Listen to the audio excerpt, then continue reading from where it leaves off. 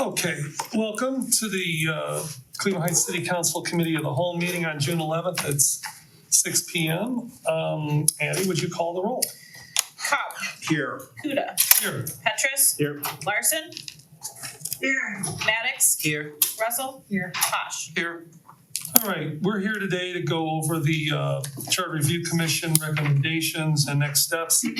The meeting is divided up into kind of two sections. First, we're going to talk to the Charter Review Commission chair and members and ask questions. The second part of the meeting is going to be a discussion with council, with just council on how to proceed.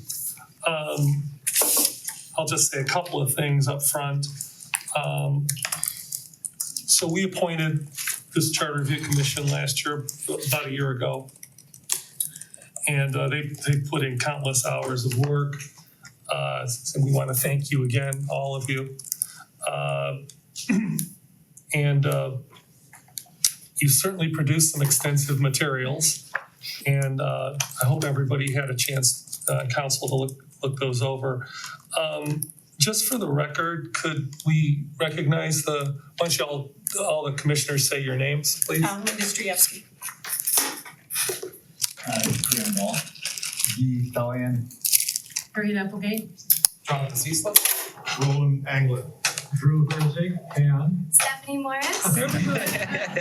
Perfect timing. So is that everybody?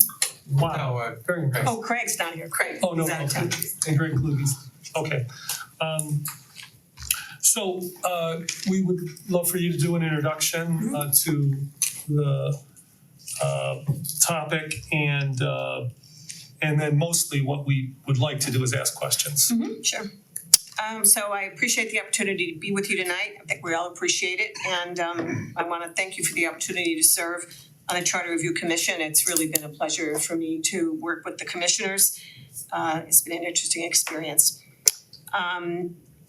So I understand that you've all had an opportunity to look at what we provided you, both the changes to the charter and the report. So to reserve discussion time for your questions, I'm not going to review the work product in any detail. I am going to touch for a minute on the assignment that we got and on the next steps. So in terms of the assignment, we were directed to consider changes to the charter that were in the best interest of the city. So not something that was in favor of one branch of government or the other, but what was in the best interest of the city. We were asked to consider changes due to the change in the form of government. We were asked to review the changes that were proposed by the 2019 commission because those weren't acted upon due to the ballot issue for the elected mayor. And then we were asked to consider whether there were any other changes that we thought were advisable. So we did all of our homework assignments. The commission approved all the changes that we presented to the council. We recognize that the council may approve all of it as one amended and restated charter to go on the ballot in one fell swoop, or you could decide to put up 2 or more separate ballot issues. As to separate ballot issues, we provided to you a breakdown of our changes into 5 separate amendments. And we did that to illustrate how different portions could be presented if you wanted to present them in stages. And also so that that you and the voters who are reviewing this could more easily understand how some of the changes interrelated. So for instance, amendment number 1 has all of the changes related to the form of government, as well as a lot of language updating changes. Amendment 3 has all the ethics and training changes. So there's lots of ways you could break it down. You know, these 5 are not the only way by any means. In our report, we discussed the reasons for our recommendations, and we also gave you a section-by-section summary so that if you're going through the charter changes and you're trying to differentiate between a section that may have substantive changes versus one that's just got some updating or consistency changes, you can easily identify those.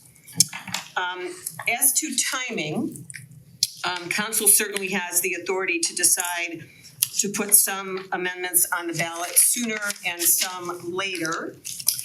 There is a window of opportunity to put changes on the November ballot this year, but that would require council to work quickly.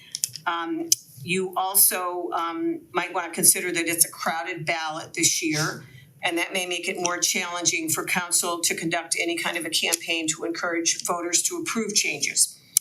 But regardless of the timing, if there is more than one amendment presented, it's possible that voters might okay some but not all. And deciding to present it in more than one piece presents some challenges in terms of anticipating what might happen if one was approved and not another. But part of our rationale in dividing it up into the 5 pieces that we used was to try to isolate in particular segments things that could stand alone versus things that were more interrelated and needed to sort of be presented to the voters as a package. And once you decide what you'd like to do, we realize that we're disbanded, but if we can be of assistance as you try to formulate what you'd like to do, we're happy to help. So with that, it's up to you. What would you like to discuss? Before we start the discussion, I have one question for the law director. If we don't get to everybody's questions, you know, maybe there's so many that we just don't have time, is it okay to, if we're okay with Linda, to send her questions that we don't get to here? Or should this all be done at this table? Because I don't know that we can. I mean, is it okay? It's okay, but since they have been dissolved, I feel like maybe a follow-up meeting would be a better way to make sure that it's all captured in Okay, one. well, I mean, I'm certainly willing to do that. I just have no way to time it out because I don't know what the questions are gonna be. Sure. Go ahead. Just to have on record, since you asked that question, I would have concerns if we were to do anything other than have another meeting to bring them back in. Any questions that I have may be for specific members or specific topics, and number one, I would want the public to be able to hear that in real time. But number two, I wouldn't want all those answers coming directly from Linda. No offense to you, but I would want to hear and make sure that anything asked at this table, that every member has an opportunity to have that feedback, and any other way creates a lot of risk. In order to Yeah, it could. Okay, who would like to go first? I got a couple of questions. Oh, can I just ask, if you can refer to a page number, I don't mean you personally, but everybody, when you're asking a question, if it's on a certain page so we can all look, that would help.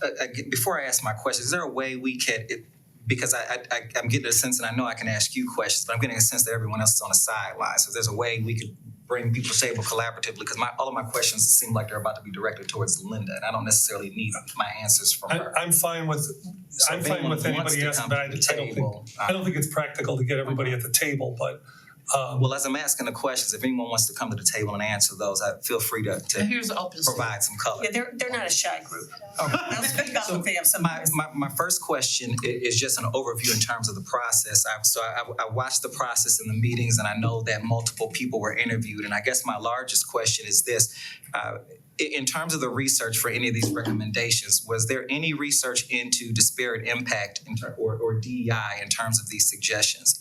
I've taken a look at these with several people in terms of what you were recommended with other organizations in the city. And there are indeed some questions that many organizations have. So I just want to know what kind of background was done in terms of that. And to give you an example, the 5 votes to remove a member particularly is one that stuck out to several organizations and civil rights organizations particularly, because it's something that we're already fighting from across the country, and other states have used this at the state level. So I guess my question is, what type of research was done to ensure that people of color or any other individuals in the city would not be negatively impacted by any of these recommendations? We did not do any specific research into DEI impact. I think probably the only place where we really had a discussion about that was in the area of the non-discrimination ordinance. I think the notion of the 5 votes in case of removal is, I believe that's continuing something that's already in the charter. And what we did in terms of removal was clarify the bases upon which somebody could be removed. Right now, the provisions for removal we felt were a little vague and might be subject to abuse. So for instance, right now, somebody on council could be removed for failing to adhere to the charter or for failing to follow council rules. We changed that so that removal is dependent upon violation basically of state ethics rules. So it's a much more closely defined basis for charges and something that's more directly related to the job rather than, failure to follow the charter. What does that mean in the case of a council person or even a mayor? We felt it was just too vague and might be abused, and that having more definitive bases with the supermajority requirement was more protective of the rights of somebody who was subject to removal. And of course, the person, if anybody were to be subject to removal, which really isn't something we do in Cleveland Heights, but if somebody were, there's a due process procedure, so they have to get a notice and they have an opportunity to respond. I did see that. That's one of the issues and feedback that I also got is the due process and the notice and the amount of time that someone would have to defend themselves. That just to let the entire commission know is probably one of my largest concerns with this legislation, because legislation like this has been used to remove people of color across the country, specifically in some districts where there has been very minimal representation. And so those processes bring extreme concern to me in terms of the fact that this body could remove a member who was duly elected by the people simply because they may not agree with their politics. And I've seen these processes take place, and currently there are 2 members in another state right now fighting to get those roles back who were just elected again. And so that brought me some concern there. And so that's why I wanted some color with that. I guess one of my other questions is, did anyone speak to Judge Costello about the fact that he could also be removed by this process? Was there any? We did not specifically speak to him about it. He came to us with a suggestion for a change in the charter relating to a mayor's court, which we don't have because we have a municipal court, but we haven't talked to him about it, no. Did anyone see any issue or concern with the fact that this body could possibly remove a judge in that way?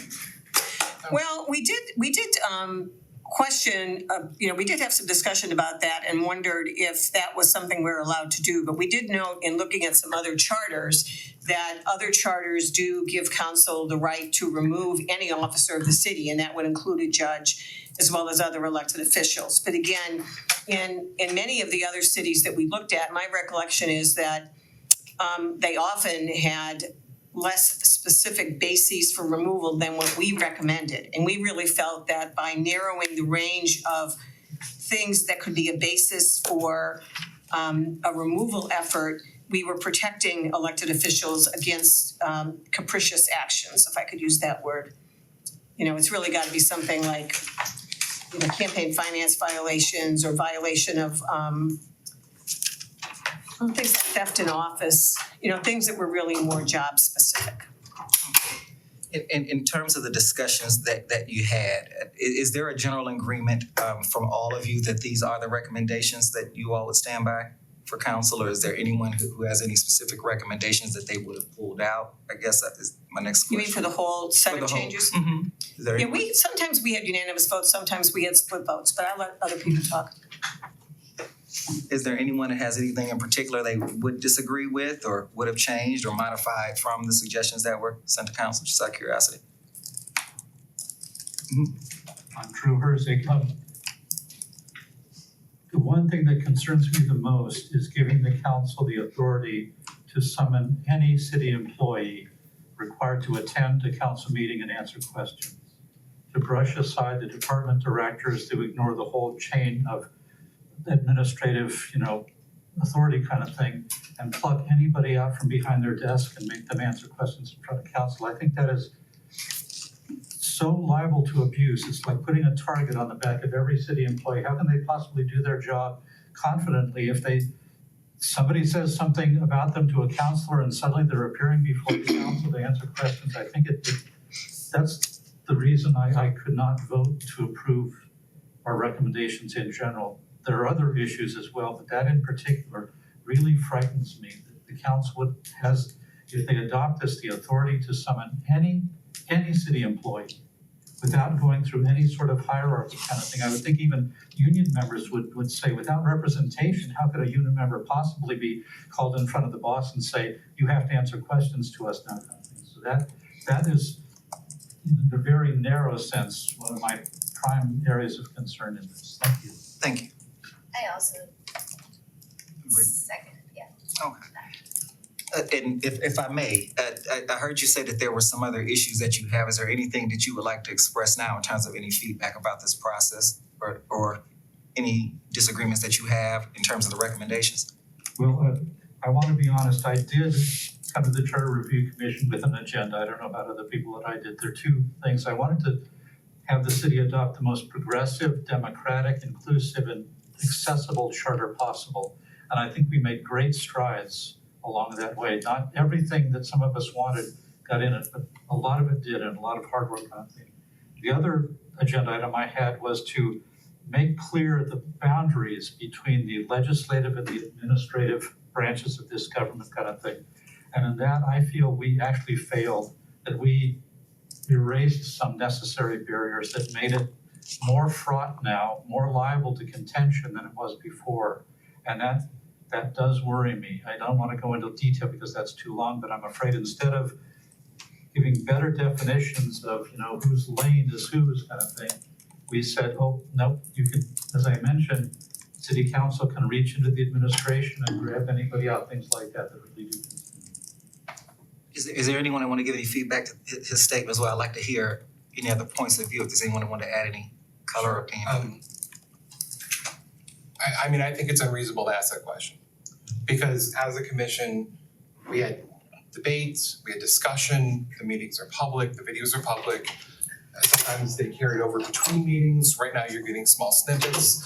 What's the point of a commission and us voting or coming to any kind of a consensus or majority vote if it doesn't matter? So that's why I just don't feel like it's a fair question, because we then were able to all accept the report or not accept the report. So we've had voice with each other.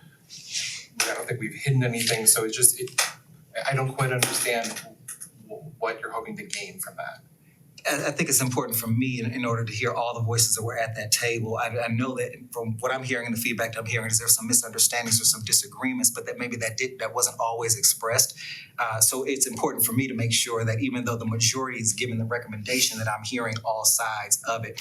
To give you an example, there have been plenty of times in history for legislative bodies have the majorities made a decision that has impacted a marginalized group of people. And in my opinion, to say that because those marginalized group of people weren't part of the majority, they shouldn't be heard, I think is a dangerous place to sit.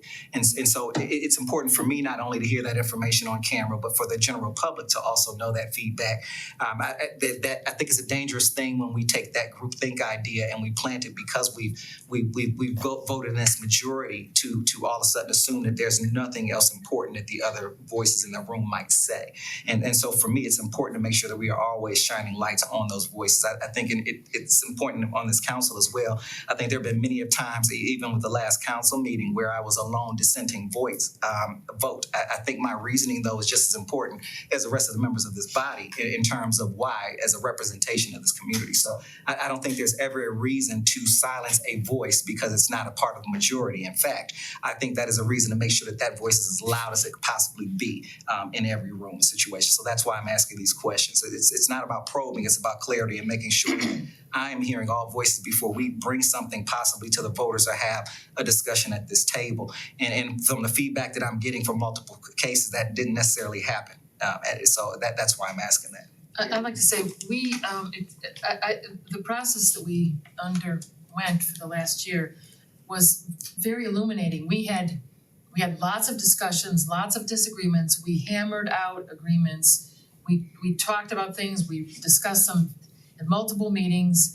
And it was a wondrous kind of thing because there were no sides,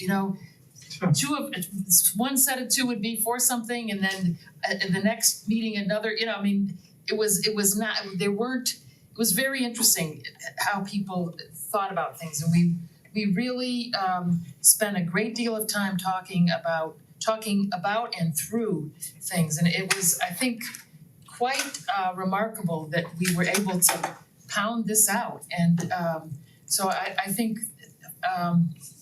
it was really a remarkable process, and it speaks to, I think, every member of this committee and how even though we held strongly to our opinions about things, we were able to work together and come up with a product that I think we're all proud of, and it was really an amazing experience, I think, for all of us. I guess my concern with that is, even as you were speaking, it seemed that there were some people who were disagreeing. So that's what I'm trying to figure out, is if this report is really an agreement between this body, or if there's something that I'm missing. Because even while you were making that statement, there were members of this body that were clearly disagreeing, and so that's why I wanted to Well, tap maybe into they should this say process. why they disagreed. And I'm fine with that, but we need to give the other members of council an opportunity. Did anybody want to speak up about Harriet Applegate's statement? Go ahead. And again, I can only speak for myself, but my perception in the almost a year of meetings is there were definitely sides. There were shifting alliances across the sides when we voted on certain things, but there were definitely sides. One, and I'm worried about going into more detail, but there were definitely sides there, and they were pretty standard. It's like I knew going into a meeting who was going to be opposing this and who might be supporting this kind of thing. And occasionally, as I said, there were alliances across those two sides, which was great, because that sort of thing. But it was pretty clear to me about 4 months in, and then also in the course of the interviews that we did, when it was the tone of the questioning, the responses, even the body language, it became clear to me that there were definitely alignments, that stayed pretty firm for our whole process. That's not to negate all the good discussion that went on, and all the working and all the compromises and all the thought. But again, I'm speaking only for me. I pretty much knew who was on which side of the big issue. Well, I think that definitely happens in group dynamics. Mr. President? Yeah. Just for the record, I want to commend the chair for how she conducted this entire process. She allowed for multiple points of entry, multiple points of discussion and disagreement. In fact, I would not have allowed that, but she did, and she did the benefit of what we produced. So I just want to put that on the record. Thank you, Mr. Anglin. Who else would like to ask questions? Go ahead. Well, I've got a slew, but I guess maybe to just piggyback on what Councilmember Maddox was mentioning, and I'm gonna put words in everybody's mouth, but hopefully you guys are gonna nod or say no. I mean, it was a fair process. Is that? Oh, I felt it was, yeah. It's a fair and open process. I felt that at times everyone lost votes. Like there was I feel like there was never like a single person or single side that carried every vote. And so like I don't think everyone got what they wanted out of this commission, but that's democracy, that's compromise, right? I think Bill Watterson said a good compromise makes everybody angry. And I think that, ultimately the process was fair, it was open, and I'm proud of what we produced. Go ahead, Councilman Posh. Did you please? I'm sorry. That if you look at the videos or whatever, if you really watched what was going on, no one will do that, and I totally understand that. Right? But what I want to note is that during the course of our discussions, it was often that people's points of view changed, which I think is a sign of a well-working commission in this case. So we listened, we asked questions, we listened, we considered, and then we continued to determine what do we really think in this regard. And I think it was fairly common for that to occur in our meetings, when especially when controversial subjects came up. There's a couple things that came up that I thought had no chance of getting through, you know what I mean? And after the discussion and the research and the review of the materials, it passed and it went on. Okay, so I am looking at the commission's report, Okay. actually on page 9. And this relates to the mayor. I'm gonna read a part here. The mayor retains the authority to appoint officers and employees. The council has the right to appoint agreements of directors and to define powers and duties of directors. So to summarize, I mean, I didn't go into any of the details specifically. I think he's on. It's not red line. the Clean one, Oh, the the- clean The clean report. May charter. Oh, yeah, May 2024? May 16th. The report. So you're saying The page report. 9? Of the report. Page 9 of the report. This is Okay, the because report. I know, Not the amended charter, it's the actual report. yeah, that's what I'm looking at here, and I'm not seeing that. The first few words of paragraph It is 1, 2, 3, 4, 5, 6. It's section 4.3 Oh, retains. retains. oh, yes, the mayor. yes, I do see it. And it's basically under the section changes to address balance of powers. The top part of it. Yes, I see it now, it's about halfway down. So I'm just trying to get a sense of, you're basically saying the mayor basically appoints a director and Subject to council approval. subject to council approval. Does that mean that everything needs to be taken to council to be approved when we're Directors. hiring a director? I mean, just Council approves, the mayor makes recommendations for appointments of a director, and then council has the right to approve that appointment. so when you say a right to a right, does it mean that in every single case or on a would council essentially cherry pick a director? Every time, Every time. you get to vote on the director. Yeah, I would think it should be, if this is the recommendation, I would assume it would be all or nothing. So every director that knows that they're gonna be hired or nominated by the mayor would also know during the HR phase that, okay, well, this is subject to council approval. Do you mind if I follow up on just that particular question? I know you have other questions. No, please, absolutely. But it says it grants council the authority to determine the functions and duties of departments. Can you, or any of you, get into why you put that particular sentence in? Well, we found that in other charters for elected mayors with councils. And we thought it made sense in terms of allocation of powers. You know, as one of the members of the public succinctly said at the public meeting, it's like what happens at the federal government level. Congress establishes cabinet level departments, and then the president is allowed to recommend appointment of somebody to head the department subject to Senate approval. But was there any worry from the commissioners that defining, and I guess I'll read this sentence. Granting council the authority to determine the functions and duties, that might inhibit the mayor's powers over the Well, directors. I would say that under the old charter, the city manager had that authority. Right. So what we're suggesting is that under the charter with an elected mayor and a city council, that authority should sit with the council. Now, that doesn't mean, of course, that you wouldn't consult with the mayor. And if you're suggesting changes to departments, because obviously he would have thoughts on that and you would take his thoughts into consideration. Okay. Go ahead, Drew. Thank you. I had the concern because unless council members have a background, say in public works or parks and rec or all of the different city departments, how would they have the knowledge to say this is what this job will entail? Shouldn't that be done by the directors who are trying to hire people to say, or that kind of thing? So to me, the administration should be the ones defining the administrative work, the tasks kind of thing, unless the council feels that they know how to define jobs in the administrative side. Okay, I understand. Go ahead, John. I have to get to Councilman Maddox.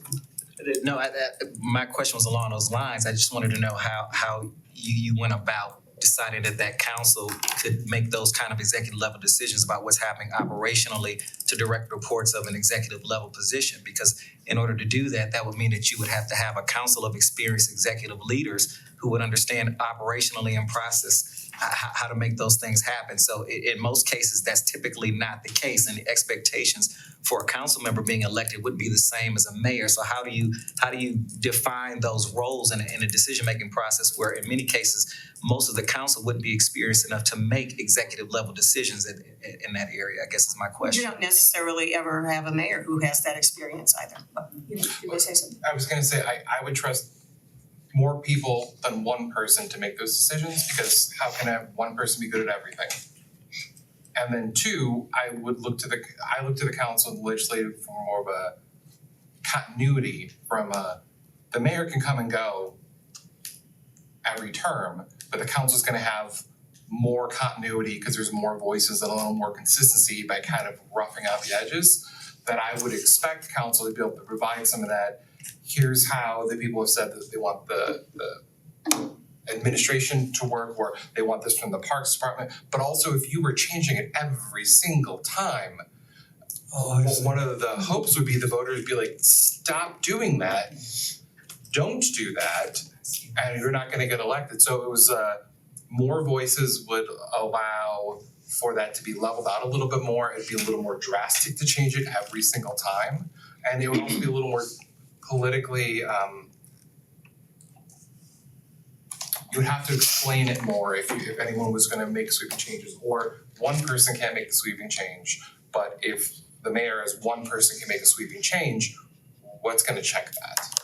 Well, thank you for that. You know what, I wanna go back to Councilman Posh because I interrupted you and I really, Oh, no, I just didn't- I mean, I think this is my opinion, this is a healthy conversation, and if we're gonna have the conversation later about this, I'd much rather everybody in the room, I mean, have we, does anybody else have any, I guess, just had a specifics? clarifying question about that. Go ahead. I guess my question is was there assumption made then that the council collectively would have more experience and knowledge than the executive elected by the people? I guess is my question, is that the thinking around this?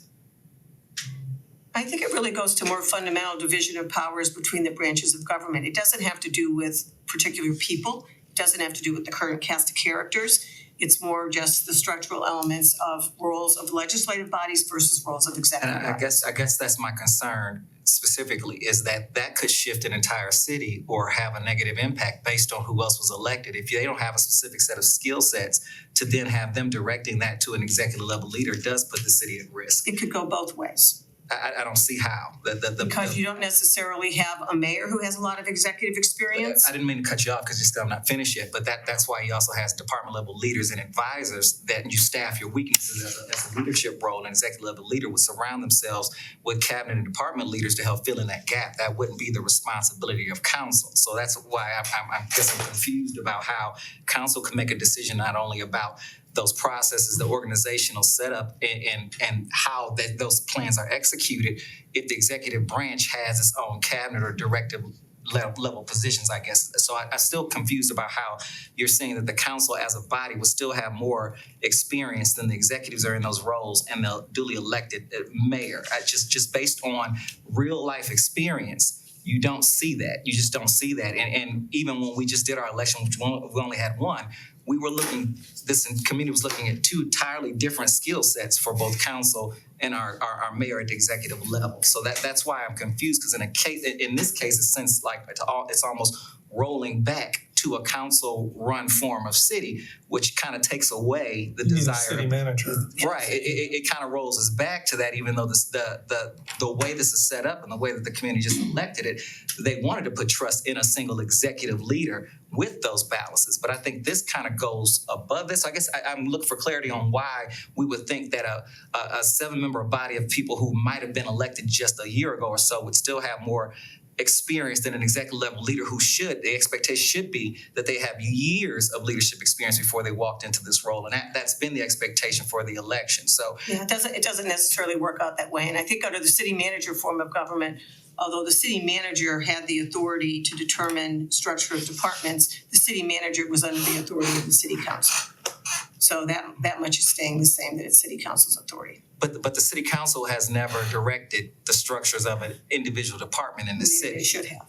And I guess I'm getting to why would that be then? What would be the point of us having an executive leader to make those decisions and changes? Executive leader instead of the council? administers the departments, just like at the federal level, that's what happens. So you only see it as administering, not strategy, not execution, not organizational leadership in any other way, that mayoral executive position for a city. They're only there to administer what's coming from city council. Is that how you see that In role? certain aspects, but the city council has the authority on the departments. So I guess in my opinion, what do you see the role as the mayor of the city of Cleveland Heights is then specifically? Is it just to administrate what comes out of city council? Under the charter, the authority that was granted to the mayor was the authority to administer and supervise the departments. Doesn't mean the city council doesn't have a role in setting policy, and part of that has to do with determining departments. Do you know any organization where someone is tasked with supervising a department but not touching those Federal processes, improvements in it? Even at the federal government level, every branch of government is divided in process improvement. So I guess, again, back to my question is, Well, do you know- why are you assuming there wouldn't be process improvement in this case either? it's not there. How would that work, I guess? So if you can give me some clarity on what that would look like, I guess it will make more sense to me. But I don't see in this recommendation how that solves that. It looks like We're in not fact, trying to put all the details into this about how everything is gonna work on a day-to-day basis, Councilor Mannix. We're not trying to do that. It's a charter. right, but as It's you're not an making ordinance, it's- recommendations, I think the impact of those recommendations and those processes, I think should have been part of that discussion with some of these. And I think Well, I think it was the part of the potential discussion. impact of organizational growth and strategy, I think that if that was discussed, I think I would have had an answer to my question. Go ahead, Keith. But Go ahead, thank and then we'll. I just want to make one thing, that we looked at several cities in the area, including South Lakewood, University Heights, Shaker Heights, et cetera, around, okay? Mhm. And I also personally, I think others in the other, well, looking at other cities and other cities, right? So in no instance Mhm. did I find a city where the organization of the executive department was not determined by the council, by the legislative department, all right? So this is the only model that I encountered as I was doing my research, and as we looked at the cities that we look to for wisdom, Mhm. all right, number one, please. So you asked about other organizations, that it's every organization we looked at, a municipal government. Mhm. So that's one answer. The other aspect of it is that by no means are we suggesting that council take the approach that all the departments of the executive offices are a clean slate now, we get to do whatever we want. I think our hope would be that you would allow the inheritance of the wisdom of the practices that have been in place in the city of Cleveland Heights and in our sister cities before you would even consider saying, oh, we're gonna just change everything, which of course nobody's suggesting. All right, so this is not something where you start with a clean slate. It's something where you as a council look at it and say, is it working, is it not working? Maybe we need to make a change. Let's talk to the mayor, what will work with this? It's also, the purpose is to encourage and require collaboration between the branches of government. The mayor has to run the government, run the offices, right? He administers. So it's not something that council would wisely ignore the mayor's view. So I hope that offers some response to your question. No, I think this has all been good, but what, so we know that this would be something that we, be talking about. So I don't think we need to come to a conclusion here, but just hear the sides, and I think we've done that. Go ahead. Okay, so just quickly, I'm gonna use the word best practice from local surrounding districts. This is the way current. Yeah. And Very common. just another point of clarification. I don't wanna pick on any particular department, so let's say we had a department of chair purchasers. Okay, so the director of chair purchasers, because we really need one actually right now, problem. So no person is going to be sitting in that seat without the mayor's nomination. So the mayor, yes, has overall uber authority over all the directors, including the chair director. Yeah. But that person who council would either approve or not approve, the only person that would ever be in that seat is someone that is being nominated by the mayor, who would have to be the administrator of. Right. Is that Good point. So go ahead and move on to your next item. okay? I'm on top of page 14, the first paragraph. The commission proposed changes would give flexibility to the city for future public health emergencies. I think we're talking about home rule and doing virtual meetings and like Councilwoman Larson on our big screen here, does this basically give us the home rule capability where we can do Zoom meetings? It would allow you to establish by ordinance or resolution, basically ground rules under which you could have Zoom meetings. So charter or ordinance, that was my question, both and or we could do it anyway. We would have to pass either an ordinance to do it. So you could pass an ordinance setting ground rules for when it would happen. Or you could pass an ordinance, I suppose, saying certain meetings could be virtual meetings. And again, we're not suggesting that you eliminate public open meetings, because obviously they serve an important function, particularly because you wanna have, I think it's a good practice to have an opportunity for public comment at meetings. And in the past, when we've used virtual meetings, when people are attending a meeting like this, if they're watching it on the live screen, they don't have an opportunity, not a committee of the whole, but a city council meeting, they don't have an opportunity to make public comment. But there are ways that you could accommodate that if you chose to do that. If you chose to have a city council meeting on Zoom, you could allow for public comment, you just haven't done it that way in the past. So Director Hannah, I remember when the state law expired, I believe you said, well, we can't do it anymore.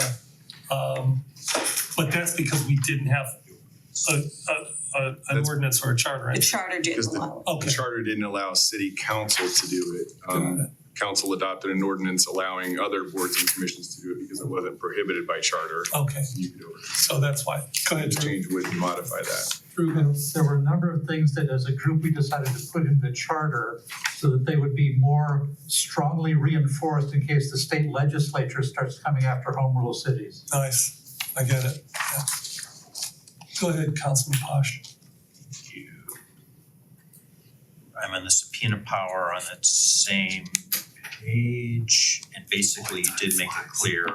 Page 14, second paragraph, and it was mentioned earlier about the ability to subpoena an employee, but apparently council already has that power because of Ohio Under Ohio Revised. Revised Code. So it's really not something that's either in here or out of here because it's actually Right. state law already.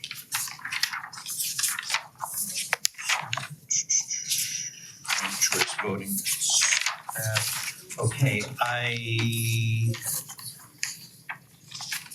was curious, I thought I read this, I'm back on page 6, there was a couple bullet points here of things that you included in Amendment 1. And there was a bullet point, this is revised Article 11 covering commissions and boards. I That's was the Civil Service Commission.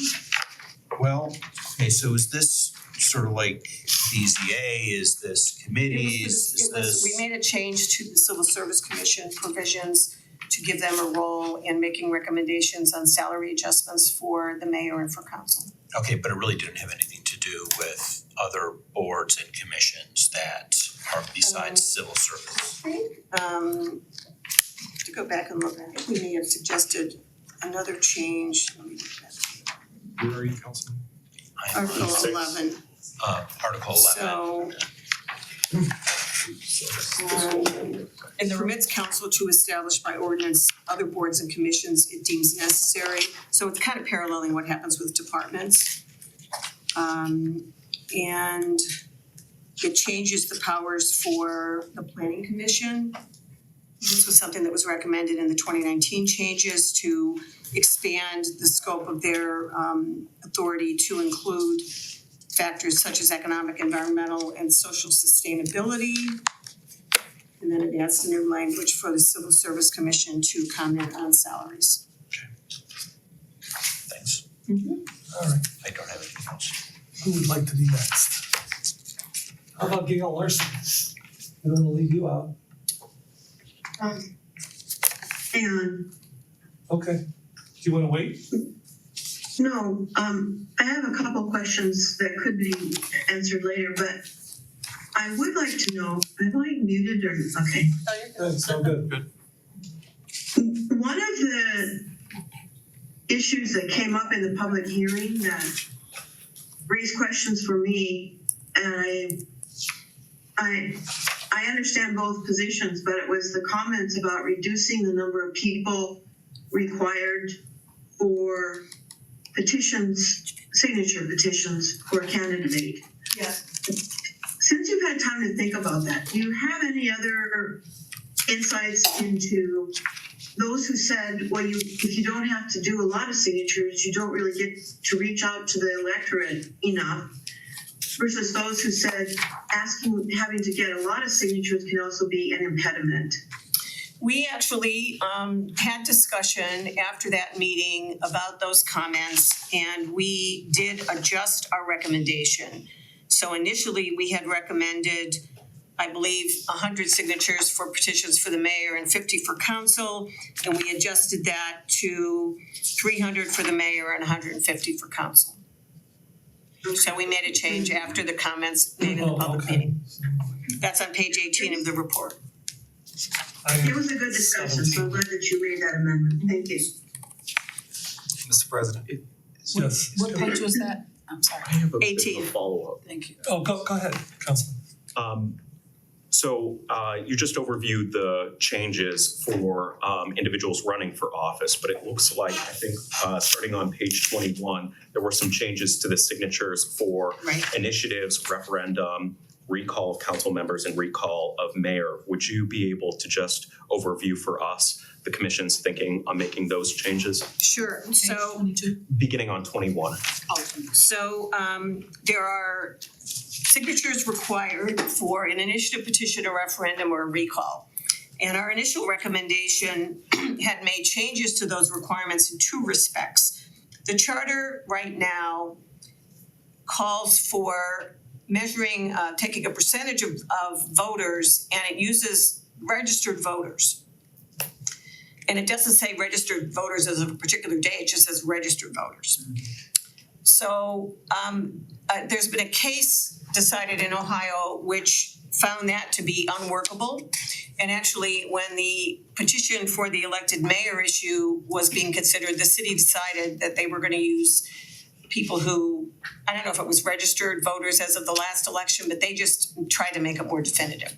So what we were proposing was two changes. One of them was to define the pool of voters as the number of people who voted in a particular prior election, so that it's set on a given day.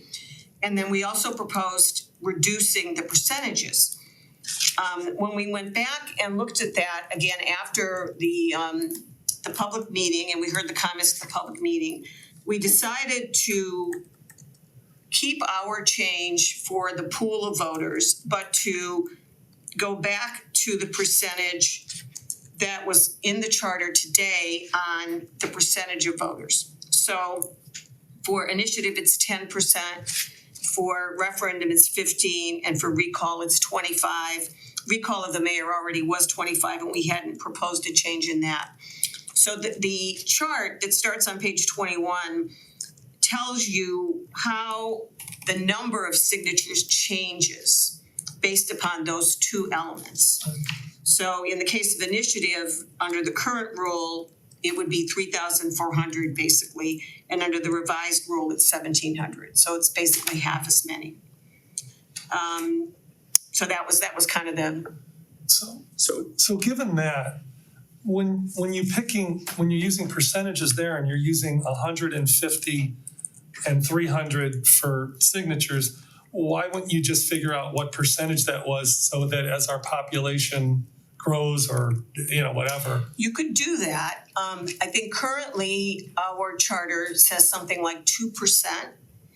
And the comment we got from some elected officials was that it was significantly higher than in other communities, and they felt that we should take a look at that and consider adjusting it.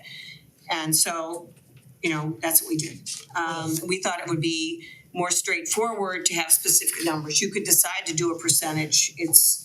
I think the whole point was that the clear message we were hearing was that people felt that the number currently was a little bit high. Go ahead, Drew. Also thinking from the candidate side, if I know I have to get X amount of signatures, I can do that. If I know I have to find out somehow what the percentage of registered voters who voted in the last federal That's a good election is, it adds, so this makes it less accessible to be part of the democratic process. Yeah. I mean, if you would tie it to percentages throughout. Councilman Petrus, you had your hand up. Oh, okay. So, You don't have anything else? oh, Gail, you're gonna keep going? She's frozen again. Oh, she's frozen. In a kind of abstract way. A thinker. All right, who would like to ask the next questions? The next set of questions? In the spirit of guardrails, Council President, I mean, I have little nuanced things like salary ranges and stuff. Is that more appropriate for us to discuss without? Not if it's in part of the charter. Well, seems to me, Have that, page 13, I wanna make sure Gail comes back. Page 13, there is a second paragraph. yeah, There's a range of salary for city council members. Right. There is what That's is, based on a Lakewood study. there's a 16,500 limit on when you have to file salary ethics forms, and it's a pretty high cliff if you get paid more than $16,500. Okay. I would suggest you keep that in mind. Where are you? I'm sorry. Page 13, third paragraph, it's basically considering raising the council salary from, well, up to 22. Well, no, we weren't recommending that that go that high. We were just noting that was what the recent Lakewood report showed. And I think I personally, I won't speak for everybody on this, but I personally found it interesting that our council salaries hadn't been raised in 20 years. That seems like a long time to proceed with the same salary level, particularly when this 2020 salary study that the Lakewood Civil Service Commission did shows that the range of city council salaries in its study went from 92 to 22. So the whole point of this was simply to say there should be some periodic consideration of salary adjustments, suggested some factors to take into account when that's done, and to recommend that perhaps the Civil Service Commission could be helpful in organizing some evaluation of an appropriate range of salaries, and then it still comes back to City Council. City Council has to make the decision. I should note that in Lakewood, their commission makes recommendations, and if council does nothing, the civil service recommendations come into effect. We did not do that. Our council has to take the political decision to raise their own salaries, if you decide that it's appropriate. The other thing we noted was that the salary provision for the mayor didn't really provide for him to ever have a salary adjustment, him or her, and that was an oversight. You know, we checked in with the folks who drafted the elected mayor provisions, and they said, oh, you know, we must have screwed up on that, it was an oversight. So obviously at some point, you might want to consider a salary adjustment for the mayor. You don't want that frozen in amber forever. I like council.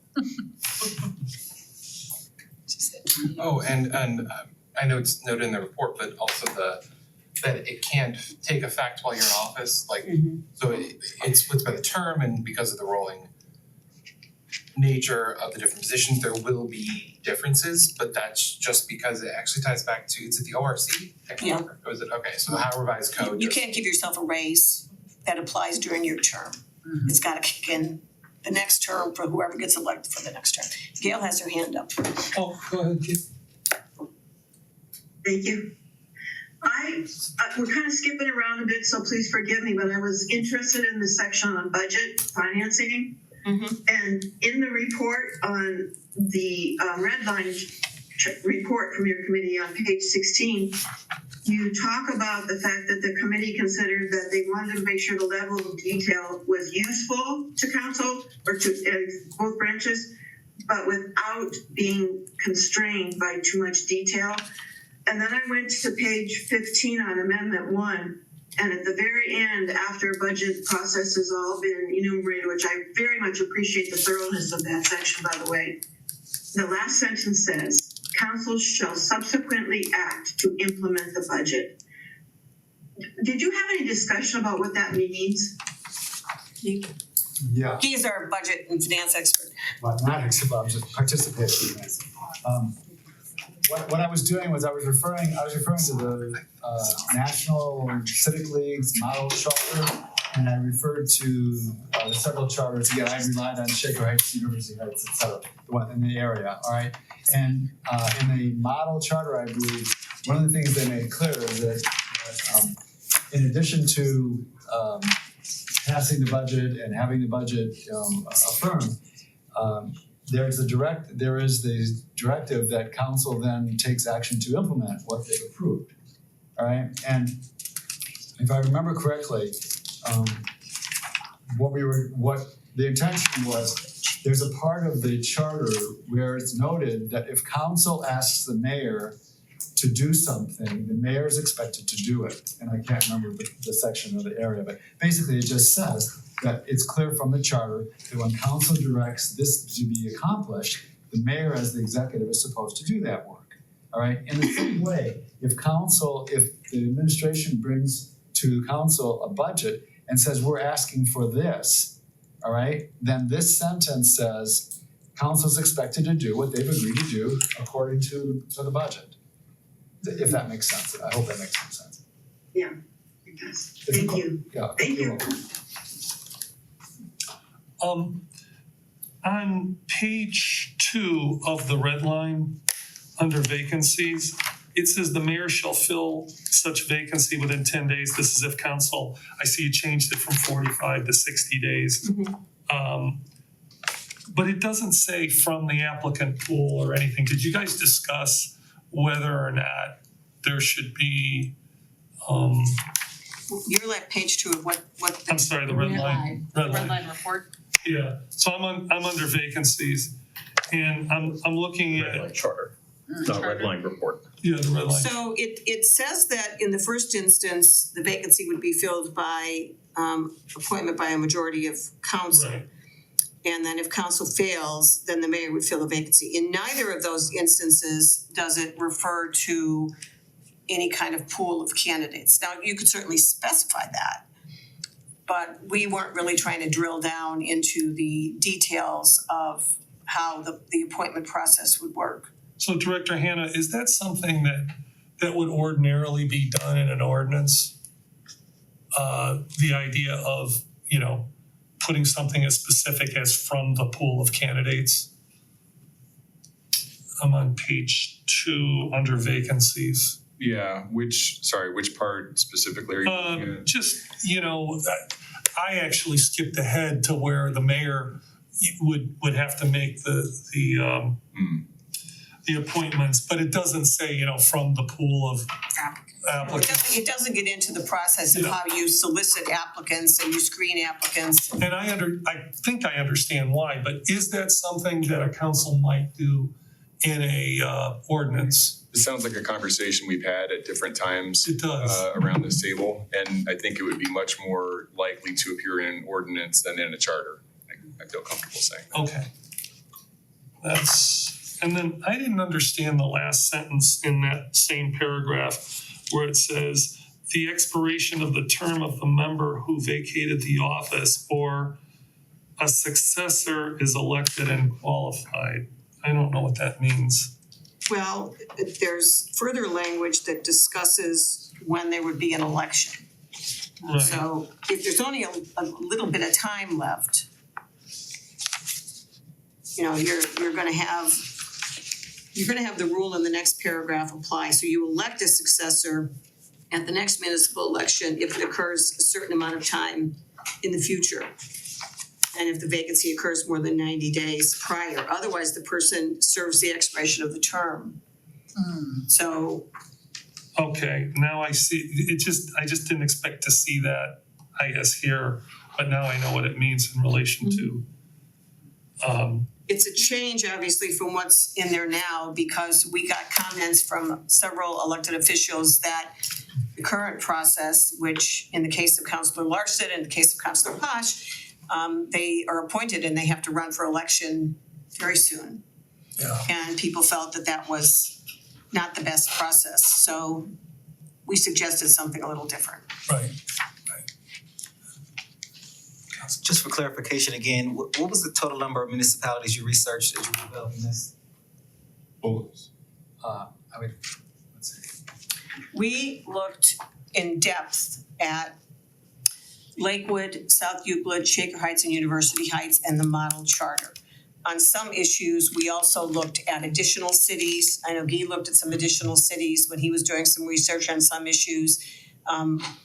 Assistant Law Director Crum Ryan looked at some issues for us, and in some cases, when he was researching, he looked at a number of other cities as well.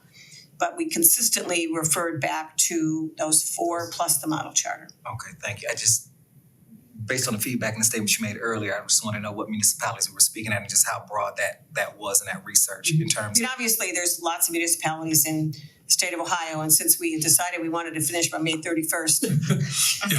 we didn't look at all of them. Model charter. And my expectation wasn't that. It's just I wanted to add some color in terms of exactly what was researched and what was that amount, because I've heard several times that no one that we looked at has done something XYZ, but I think it's important for the public to know exactly how many municipalities we're speaking of.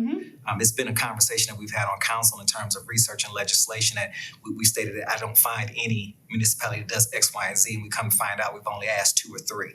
And so I think it's important that's clarified for the general public as well. So thank you. Where's the model charter from? What organization or?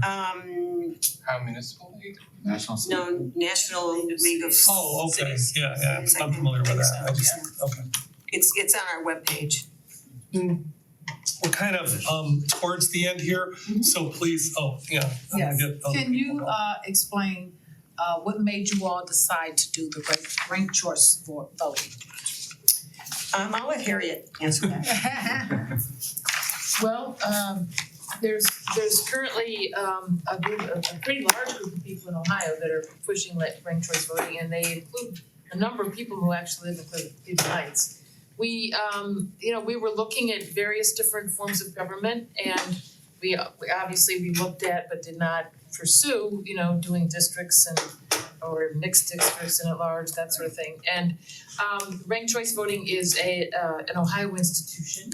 Cleveland had it for a number of years. Cincinnati had it for 25 years. Ashtabula was the first city in the country to have it. It really is, it was sort of born and bred in Ohio. It was a progressive era reform. It worked very well in the progressive era. And the one thing that made it slow in the progressive era was the counting, because they didn't have computers. That is no longer the case because we now have computers and it can be. And it is also something that is really catching fire nationally. It's happening at the state level, it's happening in multiple municipalities all over the country, and in various ways. Some municipalities have it for some things, or some of them have it for council elections, some of them have for mayoral elections, and it's something that it basically has been arrived at sort of nationally because it does a couple things. It reduces polarization. It has the effect of reducing polarization. And it also encourages cooperation. So that at the city level, for instance, if you're running at city council elections, it's negative campaigning actually hurts you in a ranked choice voting system, whereas it helps you to get elected. Currently, the negative campaigning, we know it because we know it works statistically, and we know it works because people who win, do spend unbelievable amounts of money on negative campaigning. In a ranked choice system, you're not competing against the other candidates. You want to make alliances with the other candidates so that if your number 1 people will give your allies their number 2 vote, or your number 2, if your number 2 people will give it works across the board. So it really it's a voting system that worked extremely well in the progressive era. It was the 2 parties.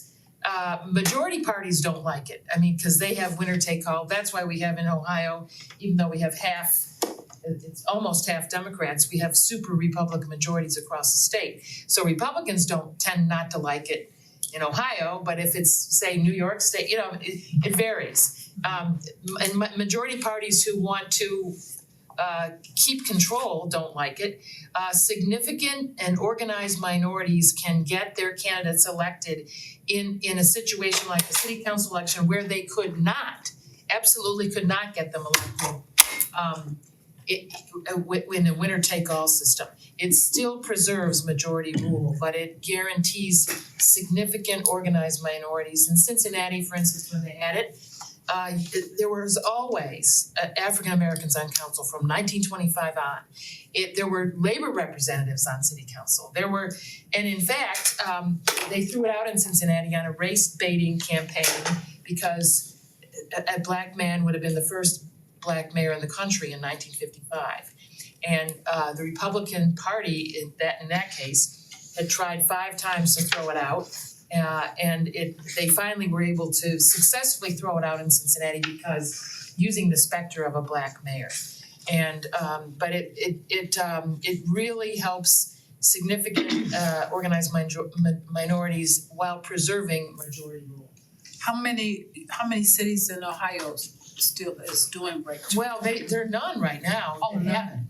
Cities across the country, Portland, Oregon is putting it into effect right now. Portland, Maine, you've got lots of cities, there's whole state. documentation. Yeah, the state of Alaska, Maine, the Maine. state of Alaska, there's a huge push for it right now. So we would actually be the first if we took this on, we would be the first in Ohio? Well, there've been lots of cities in Ohio who've had it in the past. But they just did away with it? Yeah, it was voted out. I just explained why Cincinnati. Yeah, I understand. voted out. So Cincinnati, Cleveland, Ashtabula, Hamilton, lots of cities in Ohio have had it. I just wanted to add that this is one of those things that not everybody was on board with this when it was first brought forward, but that in our examination of it, ultimately we decided to recommend it, and people changed their minds. And like thoroughly examining it, we found that it was the most democratic, the most representative, and just ultimately the best form of elections that we could find. And there's the grassroots movement both locally and nationally, so we think it's a good idea. Just- Oh, no, go ahead. I was gonna say, just because the public is listening, can you just give us one example of how ranked choice voting would happen? Yeah, I mean, so the idea is that, the average voter is gonna be voting for their favorite candidate, regardless of like political calculus of if they think they can win. The idea is you're not voting for the lesser evil, you're voting for who your true choice is. And if your true choice doesn't get enough votes to win, then your vote will transfer to the second choice that you've indicated, and so on and so forth. Right, so like you're just able to have a more honest and true representation of who you want to represent you in government, without fearing that you're throwing away your vote. It eliminates that fear. I think from the perspective of the public that may not understand is when you vote for someone, you're not voting for someone, you're voting for everybody, but you're putting them in order of your priority. You don't have to vote for everyone. So you But could Okay. you Could could vote for one person. you could just vote for one person, right? But yes, you are ranking your voted choice. Would you say you're more encouraged to vote for everybody because you can go one through, if there were 10 candidates and 4 seats, you could still rank everybody. You could, for sure. Yeah. Go ahead. Aren't we in essence doing a form of ranked choice voting now when we have 3 or 4 council seats up and you have 7 or 8 candidates running and people have the option of selecting 4? And I think the reality is that they pick the 4 people that they like the best out of that slate of candidates. Well, it's interesting because that we had an event called Rank Your Beer, and it shows Rank your what? Rank Your Beer. We had it at the Bottle House a few months back. It's like the voters or the. Who did it? Was it I think the Heights Dems had it, right? Yeah, it was a sort of commission did. no, not the commission, not the commission. It was just a way to show people how it worked. But it isn't clear, and because of the transfer of the votes, it isn't, you don't just get, sometimes when you evaluate people's second votes, when you take into consideration everybody's second votes, a different, the outcome is a little bit different.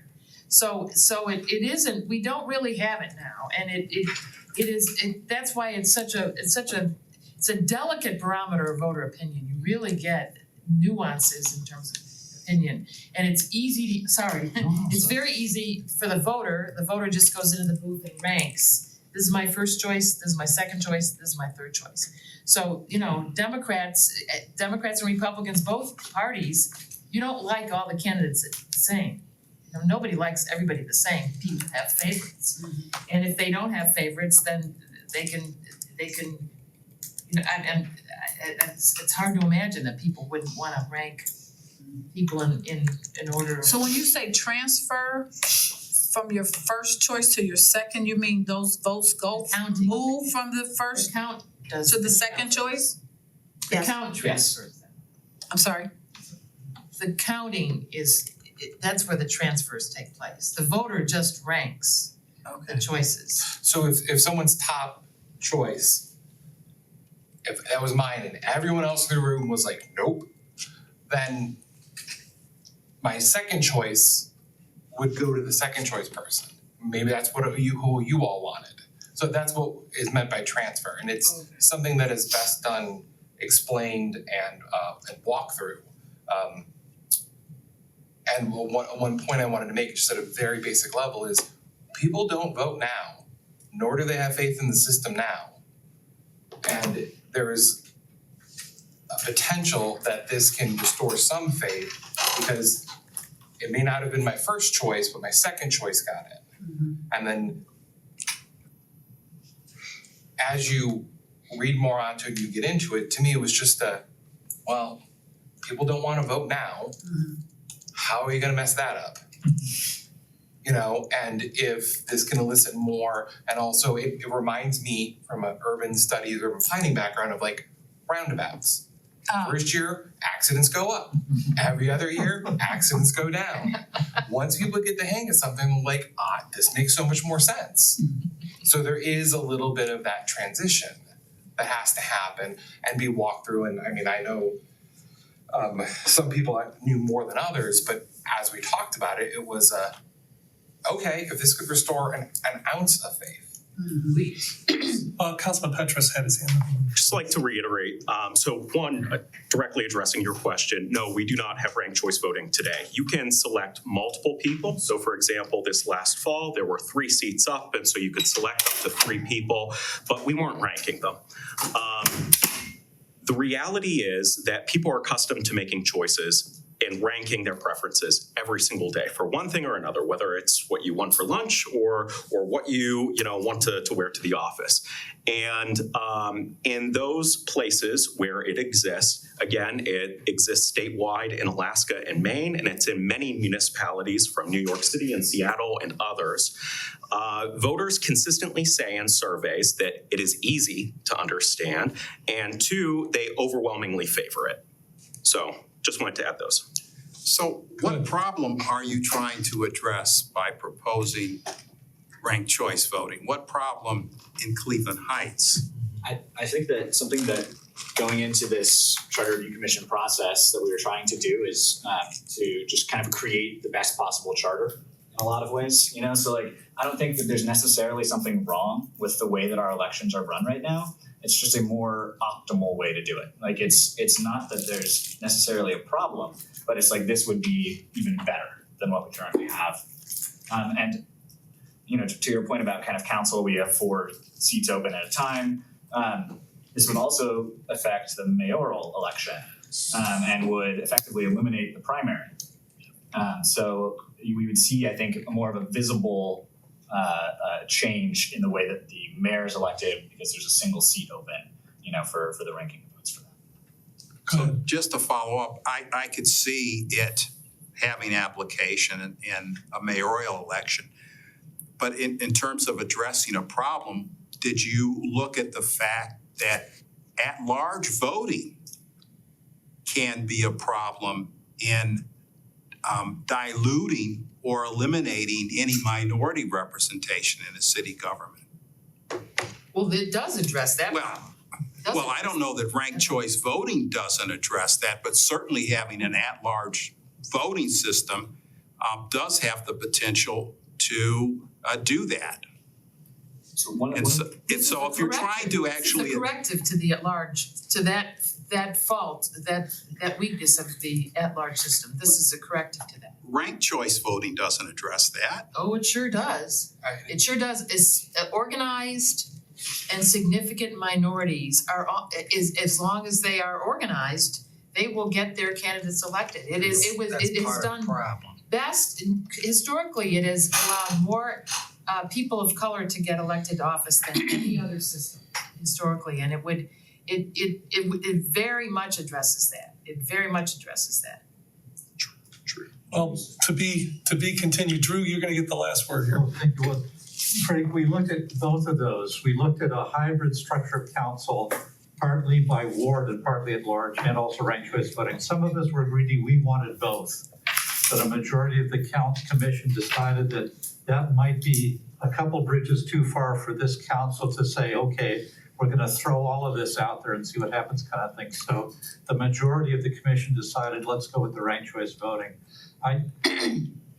I would have preferred both, obviously, kind of thing, because I think there's a lot to be said for a hybrid ward and at large kind of thing. But, there was a lot of discussion. We had feedback from a number of counselors, was afraid it would increase polarization sort of stuff. So we looked at both. We decided both would probably be too much a majority, so let's go with ranked choice voting. And just really quick one of the reasons we did that was because we felt that ranked choice voting addressed a lot of the issues that a hybrid system would also address, specifically being representation and access to running for public office. We found that with ranked choice voting, like with a hybrid system, it's easier to run for council if you're running for like a specific ward because it reduces your financial burden in a similar way that ranked choice voting does, because it just broadens the ability for you to gain that minority support, which can carry you to a seat. All right, well, I want to thank you all. You guys did a tremendous job. I have to tell you, reading through this, I got exhausted, and all I had to do was read it. I didn't have to come up with any of it. I just want to say once again how much I appreciate all of you and how much we all appreciate all of you. And I think this was a great discussion to get us started for our second half discussion. So you're all free to go, and appreciate again Do you have to adjourn? your participation. No, we didn't have. Because we're You're all. an existing. Yes, you don't exist. You don't exist. You can all go to Boston. That's fine, but we can stay for the rest of this, Yeah, if you want, this is a yeah, public I'm just meeting. I'm gonna move away from This is a public meeting, yeah, absolutely. So in this second part of our committee of the whole, what I'm hoping we can do is come to some kind of decision about how we want to proceed. It's a lot of material, we certainly saw that. And, just here are a few givens. We have a September 6th deadline if we were to put anything on the ballot this year. Before September 6th, we have to come up with ballot language, and the law department has to review whatever it is we come up with. If it's one amendment or everything that the commission, we decide to take on everything that we can. So I'm gonna actually let the law director tell us about whatever you want to tell us, and also, So the timeline, I'm sorry, the timeline is September 6th for us to do what? to give the Board of Elections what it is we want to put on the ballot with ballot language For this November. for this November, I don't even know the date of this. Thank you, the November 5th election. And go ahead, Law Director. Well, and so picking up there, Mr. President, specifically, council would need to, if it wants to send anything to the voters at the November election, would need to adopt resolutions proposing charter amendments to be sent to the board by a 5-vote margin. There has to be 5 votes supporting any amendment. And those have to be adopted in time for those resolutions to be delivered to the board not later than the 6th. The board, of course, always would like more time rather than less time. Particularly, I think if you were sending a large number of proposed amendments to them, but I think from the law department's perspective, certainly from mine, it would be a relatively easy thing to put together a resolution that says, you know, you're sending the First Amendment amended charter of the City of Cleveland Heights to the voters to do an up or down. The really difficult part there would be working through all of the proposed changes, deciding if you're sending all of these, if you're sending half of them. There's a lot here. The commission did a lot of work, spent a lot of time doing this, trying to come up with the best possible charter for the city. But that would, I think that's not really feasible for November. It's certainly feasible to send some number of amendments to the voters if that's the decision of the council. I don't have a firm number as to how many we can comfortably review and feel, you know, that everything is good in terms of the advice and the written work product we can provide to the council. But a handful would not be a problem. You know, a dozen or more, given that you have one more regular meeting this month, which is next Monday, and 2 regular meetings scheduled in August, I think would be, you know, very difficult again. Because you heard from the discussion tonight about the heart and soul that went into this, and again, the amount of time and effort. And I think I would be uncomfortable sort of rushing anything through from the law department standpoint. I think it's important to give this the diligence and the attention it deserves. And so again, what that number is, I don't know, but a small number is doable. I think a larger number is not, and depending upon, and the nature of the proposed amendments also impacts that. So as council looks at these documents and this report and forms some opinions or feelings about what it thinks it might want to send, if anything, this November, I think it's just important to talk about that sooner rather than later so that appropriate decisions can be made. So 2 things came to my mind. One is, if we were to do a handful, 5 or 6 amendments, just for because the charter's interactive, I would assume there's some risk at doing some certain piecemeal. It depends on what the amendments are. It does. And the second thing is, for the sake of this discussion, if we were to do send 5 or 6 amendments to you, and you had to write up resolutions, how much time would you need to do that so that we could back up from? The resolution writing is not particularly difficult. You know, there's a template that has been used for charter amendments in the past. You know, you would sort of recite how the charter amendment was developed, and then getting into the specific language. I think that's not the time-consuming or difficult part. The review is the more difficult part, and there's a lot of complex issues, even above and beyond ranked choice voting. Contained in this report and in this proposed amended charter. For example, it's certainly true that as a general matter, a council can't give itself raises in term. It is also true that in Ohio, a charter municipality can provide for that in its charter, and that has been upheld as lawful and constitutional. I'm not suggesting council does that, but if council is interested in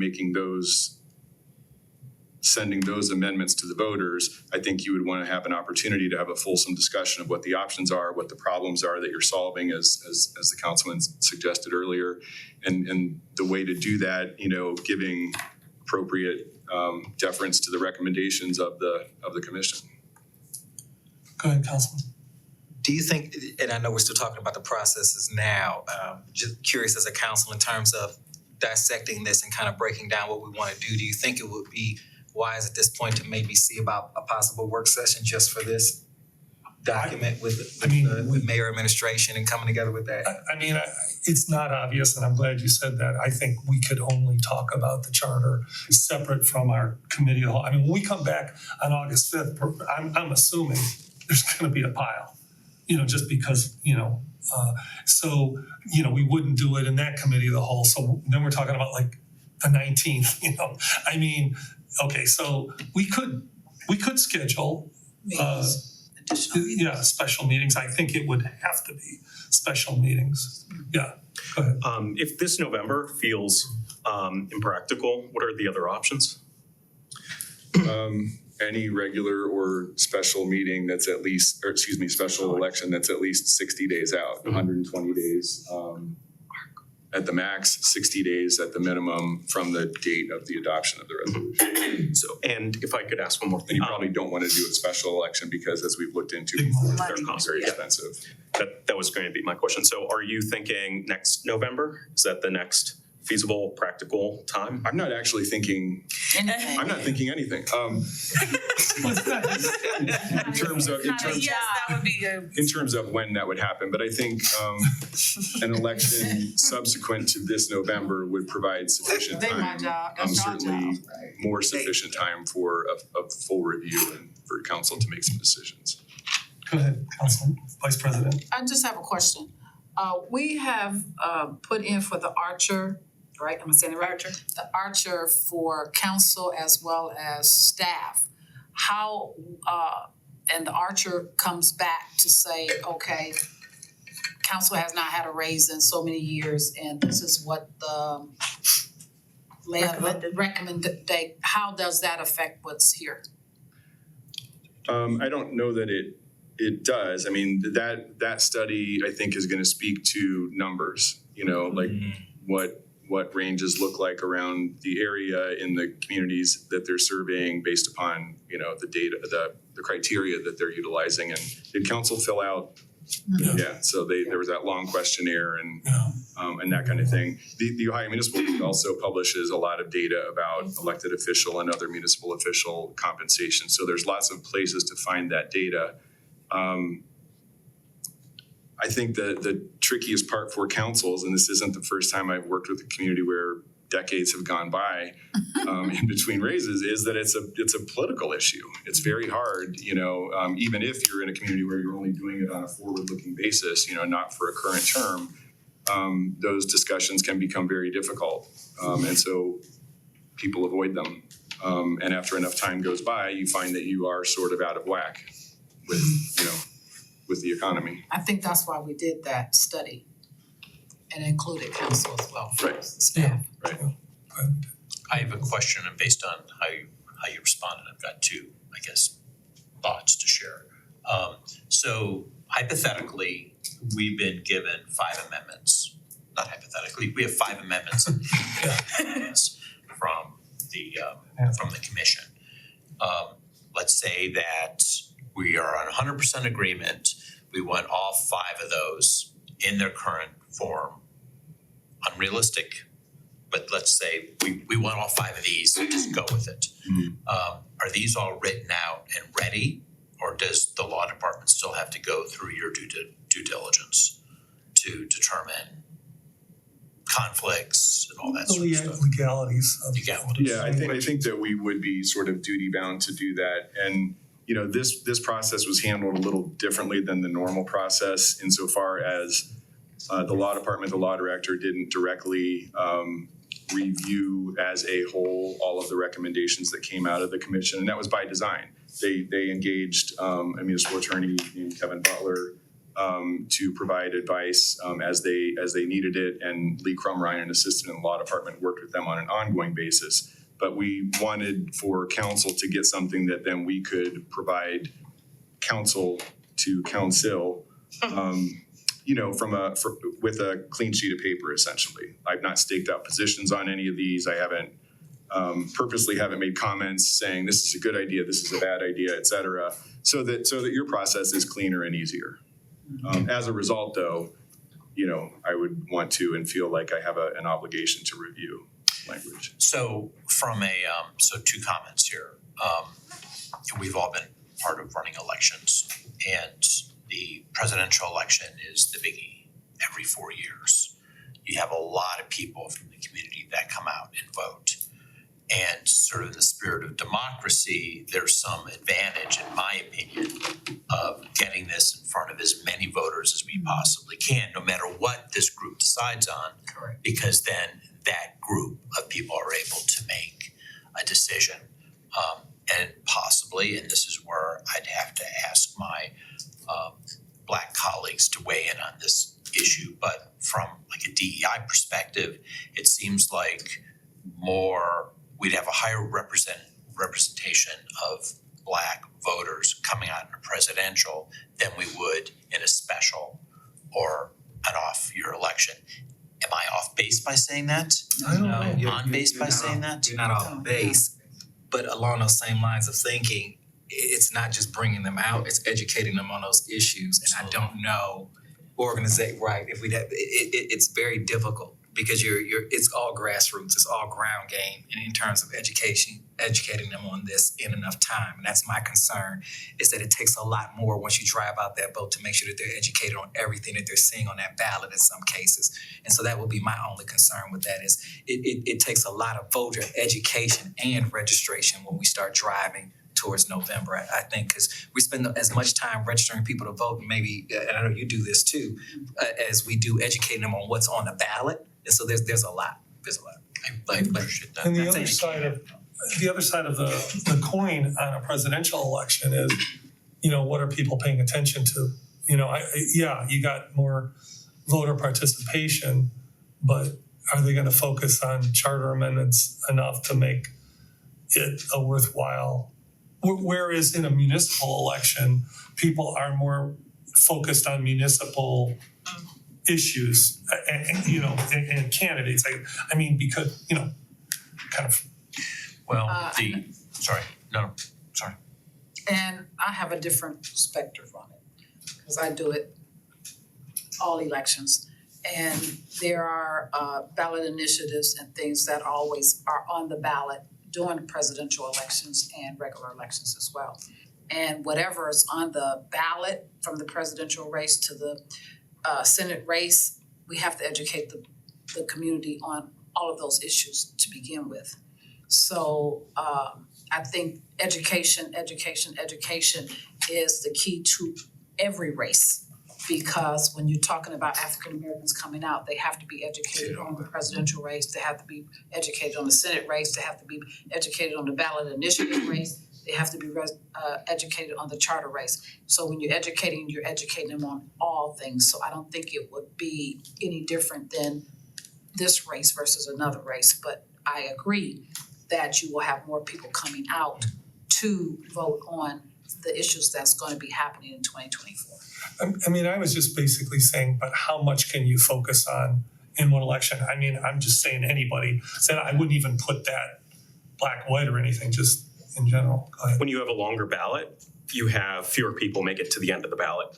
And so you may have more people turn out this fall, but it's going to be a much longer ballot this fall than next fall. So it could be the case that even though you have more voters, that you have a similar number of people who actually vote on the amendments because they're so deep in the ballot. Like all of those judicial positions, I know that a lot of people just entirely skip them. So this, I would imagine, would be at the very end of the ballot. And so if it's already 4 pages long, it seems like there's a good chance that you'll have fewer people than if it were just 2 pages. It's accurate as well, absolutely. I have Making the ballot more difficult. Two thoughts when you said, should we do work sessions? I would say yes. The CRC did a great job putting them into 5 separate I swear I was gonna. things, so just, we'll stick, maybe not 5, well, you can probably do 2 and 1, and so I would just recommend that. Well, some of them are big. Some and of them are big, so you small. can have like So you one could do and then 2. 2 small ones Right. and then 1 big, It could be balanced out. Yeah. Yeah. Break them out into sessions, so we're just looking at then your one. head doesn't hurt too much. Clerk, we're looking at one session. What was the other thing? The other thing I was gonna say is, Bill, isn't it true, this I might just be completely off base on, that the full text of any proposed charter amendment has to be included in the ballot language? Is that false? In the ballot language? Yeah, because there was, like, if you have 5 different amendments, it's one ballot initiative, it's not 5 separate, right? Depends. It depends on how you do it, but it would normally be 5 separate. Okay, And the full text has to be available at the polling place, and it has yes, to that I be know. either published or mailed to Uh-huh. to all voters. That's a lot. The last That, just, several that's a lot. amendments, I don't know if it's ever been mailed in Cleveland Heights, it's possible, but it's typically published. And with issue 19, as you remember, there was a problem with the publication in a local newspaper the first time. And so we went to the Plain Dealer to hurriedly correct that. Issue 19. Issue 26, I'm sorry, Yeah. in 2019. Go ahead. So legalities and our involvement in any such campaign, trying to get these passed or not passed. So I know in a school district, school board members aren't allowed to be part of levy elections. How does that look for amendments for cities? I would reserve the right to take that under advisement and provide you with fuller advice, but I think that with the charter amendment, the restrictions are much less than in connection with a levy. Because you're not looking for money. Go ahead. I was actually gonna ask a follow-up question to that, because I know it's just a basic fact that the majority of this council are members of CHDMs, and then there are CHDM members who were also part of that charter commission in terms of driving this and the communication and how this council might mobilize communication or that Democratic club. And I just didn't know, I was along those same lines, what does that look like and how does that impact? That sounds At like all. a second level question to me. I don't have a comprehensive answer as we sit here tonight. Councilman Cobb. For those of us that recall the last election where we were changing the charter, there was an issue about some council members campaigning one way or another on that, as well as donating one way or another on those on the question. Yeah. So I think that yes, the council members are allowed to campaign and make contributions to any political action committees. You're talking again about 2019. 2019, and I don't know that legally the situation has changed now. It took a while to get it sorted out with council and to get it on. And there was an argument and discussion about the ballot language, and we ended up retaining outside law firm to assist in that. I would say that we are going to have some controversy and discussion over some of these proposed provisions. And whether we can even get to 5 votes for the more controversial parts of this, and some of these are controversial. So it's unrealistic to expect that we're gonna be able to get this done and get it on November. So I think the question Well, and- really is, When you what I say was- this done, do you mean all of it or any of it? well, to the extent that there's just boilerplate changes, and I don't want us to rush into anything. So realistically, it's a question, do we put it on, I believe, in the spring? Or do we delay until next, not Well, delay? I don't know that spring's an option because that would be a special election here, but go ahead. So just so I'm here, because this feedback has already happened in terms of when we selected members for charter review and on this council. I know there's no impact on the fact that there's leadership of those organizations in both the council and charter review in this process. And if we were to go out, any of us that are, as I'm not a member of Cleveland Heights Dems, but in terms of promoting this, in terms of the election or anything, that you're not seeing any current conflicts with that right now, just because that has come up multiple times. And I think there's 3 officers of Cleveland Heights Dems in this room right now. Okay. So that's I mean, I would just say again, I'll get back to you on that. okay. And in part, I don't think that should slow anyone down, because until you determine you're gonna wanna send something to the voters, in the very near future, we have a little time to work through that. Okay. I don't wanna provide off-the-cuff advice that's not correct. If there's any sense of conflict, I think it would be appropriate for either us or we'd ask the Cleveland Heights Dems not to endorse anything. Like the league. You could be an information conduit, but don't make an endorsement. I mean, if that was something that, I mean, I'm not sure we could do that. But I've seen them act as a pretty high bar about not giving individual endorsements, not trying to sway an election just because someone's in a position of leadership. Did the Heights Dems, did they take a position on the last charter amendment? I don't, Form of I government? don't think so. Do you remember, Linda? I don't remember. It's issue 9 and 10, Right, which was the park and hiring employees, the organization did take positions on. but issue. But I don't know about going back to 26. Issue I don't 26, remember. I'm pretty sure they did not. They didn't in 26, they stood out of that one. Which was not the last charter amendment, right? But But that's, you know. Yeah, that's the But that's one the I one was you're- thinking about. Weren't yeah. 9 and 10 the last two? That was the only concern that this specific conversation. But my only question would be, is it legal, you know, if we're on this council and we're a member of Heights Dems, is there any legal problem with that? That, I know you're not answering that today, but I mean, that would be my only, you know, and then, And I would at least wanna, it's definitely gonna come up. So I think in terms of not just members of the council, but members of the commission and what that looks like in terms of how we're rolling this out, I think is critical to the public because we're looking at 2 commission members, maybe 3 on Cleveland Heights Dems, and then at least 4 council members on the council. It's just, it's a lot. And so that's why I was concerned when that came up. So I appreciate them looking for it, but I just didn't want anybody to. yeah, and I don't mean to just punt. We will look into it, but I do think the bigger, more imminent work for council is really kind of looking through this and figuring out what you want to do. and I don't think it's unusual, by the way, to have people on a city council belong to a political party. Yeah, I would just want to make sure that we don't focus on one particular organization, that if we are talking about individual commission members or council members, membership or affiliation with groups, that we look at all sort of organizations, because to me, it's not immediately apparent why we ought to focus on that one group, but maybe not like, you know, maybe employers or, you know, religious affiliation or whatever else. So and when making those considerations, Just for be clarity, I mindful of that. only brought it just because that particular group, we have, the president of the club just led that commission. And then we have several people, including yourself, who are officers on the council. And so I just want to Yep. make sure for transparency purposes that even just think something can be okay, but if it looks misconstrued, I just want to make sure we're articulating that and communicating that because it already has come up in terms of how we're formulating this and how we might approve things on that, based on the fact that many of us, and I say us on this council, have those cross connections. And I don't know if there's another organization where there's that many people connected from both the commission and the council at the same time, especially with 3 officers involved in this charter. I don't think that there's any other organization where you would see that type of involvement with one organization represented at the table. I can't name a single organization that has more representatives at this table in this discussion around charter review than Cleveland Heights Dems right now. Yeah, I'm not sure that's true, but go ahead. The only thing I'm gonna say is with the Charter Review Commission, council appointed them. And so did the mayor.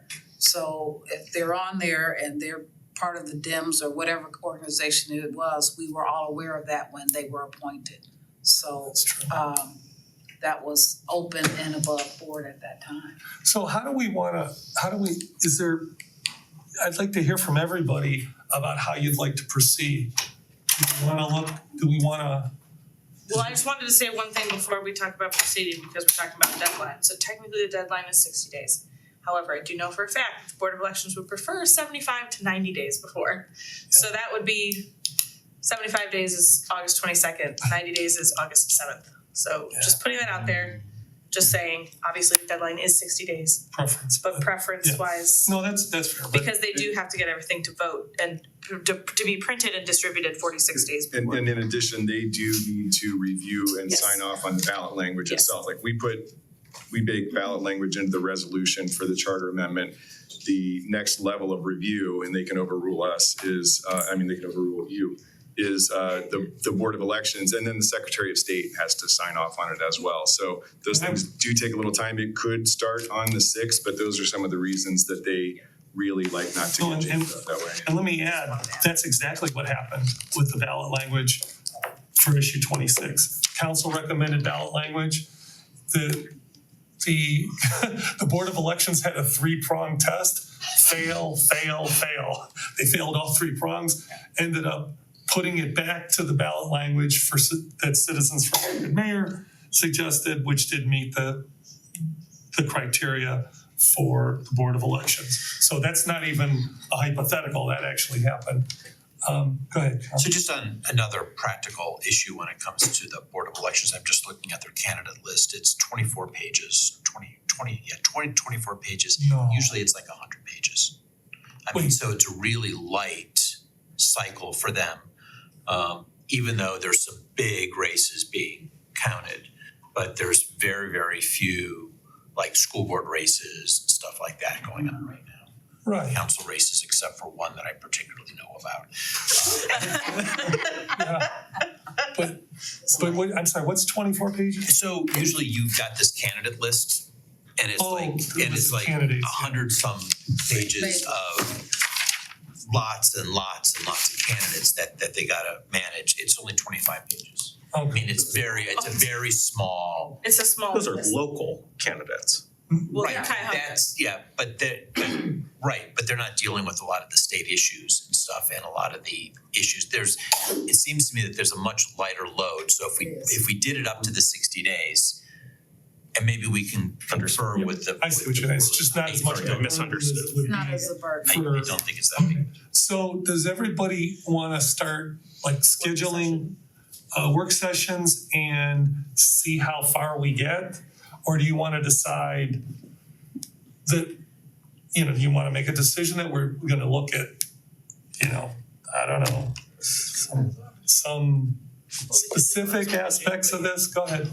And then yes. Yeah. No, go ahead. Okay, so it seems to me that I think there's it's already been nicely chunked for us. What I would propose, because we do have an August recess, that we try to squeeze a July recess, thank you. We try to squeeze in one shortish meeting before to see how we sort of feel with certain chunks of this. And maybe we organize it however our council leadership wants to organize it, but organize it in such a way so we know we're gonna spend so much time arguing about ranked choice voting, we can't do this. Or someone else is gonna say, we love this idea, we all might love some of this low-hanging fruit stuff, but maybe we can try to find, if there's low-hanging fruit that we all feel that we really wanna try to get through. If we look Gender neutral language. yeah, I mean, That's a good things, example. yeah, that's a really good example. I would be surprised if there was, No, I don't think but it's also been there for such a long time, you might as well packet that into something else too. I mean, so there's a couple of rationales here, but maybe chunk it so we can all kind of like see where each other stand before our August recess. To sort of to kind of think at that point, okay, well, this is gonna be a real, I don't wanna use the word fight, but there seems to be a lot of disagreement on this one particular topic. Do we wanna deal with that now or later? And I am kind of looking at this thing from like time is of the essence. I mean, we had a very, very hard working commission that went, I don't wanna say overboard, it's the first time I've ever seen anything like this, but it is an impressive body of work. And I don't want to dilute this commission's work. I feel like I'm stepping on a bunch of eggshells right now, but I feel like we have diluted some of the work as a city with some of the other commissions that we have enabled and just had long pauses before we've actually taken things up, and this historically goes back beyond this particular council. I want to make sure that, hey, look, if this is dumped to my lap, I want to make sure that we are, my personal opinion here, we're giving it the justice that it's due. Go ahead. I would like to make a recommendation that they have it divided into 5 chunks. We take chunk 1, title it, have a meeting, we are going over chunk 1. Chunk 2, schedule a meeting for chunk 2.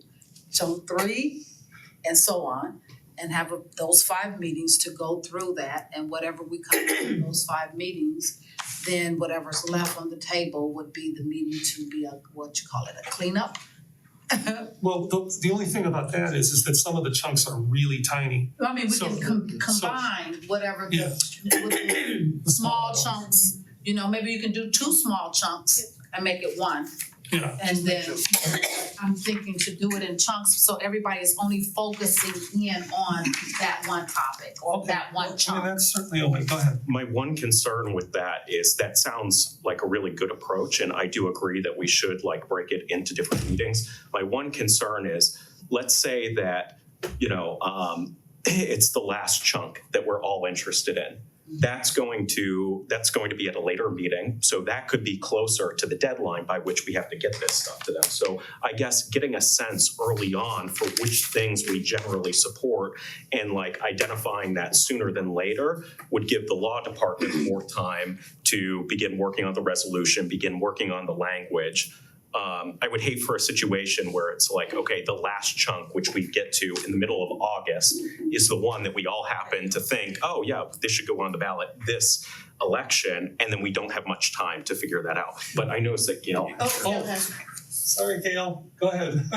I hadn't turned around in a while. Thank you, it's all right. I just want to say that I think we need to schedule work sessions, plural, however it's organized by leadership, because in order to give recognition to all the work that this commission has put in, we owe it to them to put some time in ourselves. So I'm ready to schedule sessions. Did you want to? Could I make a recommendation which kind of combines the two? I think maybe in the first work session, you guys all come and say, here are things I think are not super controversial. Is that something that you guys are all okay? Like the gender neutral language, or if there's any other small little things. Then we get into like one bucket, is that what you guys were using? But I think there's 2 things. There's 2 things that could become a priority, I think, pretty easily. Maybe I'm wrong. I'm sure I'll be told that. But there's the easy, and then there's the stuff that might be hard, but they're but they're a priority. Yeah. So let's at least knock that around. Go ahead, Jim. Oh no, I didn't have anything. Sorry. Yeah. So looking at sort of the chunks, some of them relate to the elections of this body and the mayor, which isn't necessarily happening right away. So if you're trying to quickly prioritize some things to get it on this ballot, having conversations about those particular things can probably get delayed, I would suggest, which gives us more time to probably deal with, I think, the big hairball, which is going to be the amendment number 1. The balance of power. Yeah, the balance of power. To me, that's an important one. It's going to be Because that's the thing that Citizens for an Elected Mayor couldn't do. Go ahead. I would say that the ones related to elections might be worth considering sooner, because if they're passed now, then they could take effect and be effective for next year's elections, next year's council and mayoral elections. So there's something to consider. So there's some additional thought on that, which is people would be running while those things would be on the ballot. Yeah. And it's probably better to try to separate that. So maybe, and that goes toward what you just said, where, there's only one council person running coming up. And I think it's there's gonna be competition. You have to assume that. But what I'm trying to say is it's not gonna impact, let's say, a more serious race like the mayor's race, or it won't impact a race. So am I hearing that you're saying that we should do those? Okay. So this fall and not, okay. I don't know. Yeah. Well, I'm certainly willing to, I would certainly look to you too, we haven't discussed this. But, I have no problem with setting up work sessions and then trying to figure out. She can put out you and I and Addie, we can talk, and she can put out some Google polls and just. If you do want to, let me just put this out there. If you guys do want to meet before your break for one meeting to further discuss kind of generally speaking what's for prioritization schedule, I guess we'll call it that. We would have the 26th, the 27th, and the 28th, which is a Wednesday, Thursday, and Friday. I know you were out of town. Did you participate via Zoom? I don't know if Wait, when are you back? The 28th. Okay. And you just said 26th, 27th, 28th, which is Wednesday, Thursday, Friday. Last few days of the month. Councilman And we're Patrick. here on Could I Monday. ask the law director something? Yes, So let's say that we meet in June. Monday. We take the temperature of people and during our first real work session in August, let's say that it's the beginning of August, there's a consensus that, you know, one or more of the things we feel comfortable with putting on the ballot this fall, being just 1 month before the Board of Elections deadline, would the law department be able to check all of the boxes to make that happen? Because I know earlier you said that it seemed maybe not possible. I mean, I think it depends on what that is that you What is, decide. right. Okay, so I don't mean that in a snarky no. way, it depends. that's what I expected. So it seems like just go into August, into these work sessions with the understanding that we may be able to get something on, but depending upon what we discuss and what we decide, it may not be feasible. Just be open-minded. We have to that. we have to go into it knowing that it's possible we talk about this and we don't get far enough to get a consensus. I would like to, at least for some of those topics for the work sessions, make sure that we're engaging with and inviting Judge Costello and the mayor administration to these. Otherwise, we're having a conversation in the silo. So I think if we're going to do this, we will want to invite them to the table as we're having this conversation versus them giving that feedback later and then we'll go around in circles. But I think if we're gonna have a work session and discuss any of those changes that it either impacts the administration and the mayor or the judge and the courts, I think it'd be critical that we bring them in during those work sessions at the same time. If we do our first meeting in August, and by August I mean the first week of August is really the last week of July as well.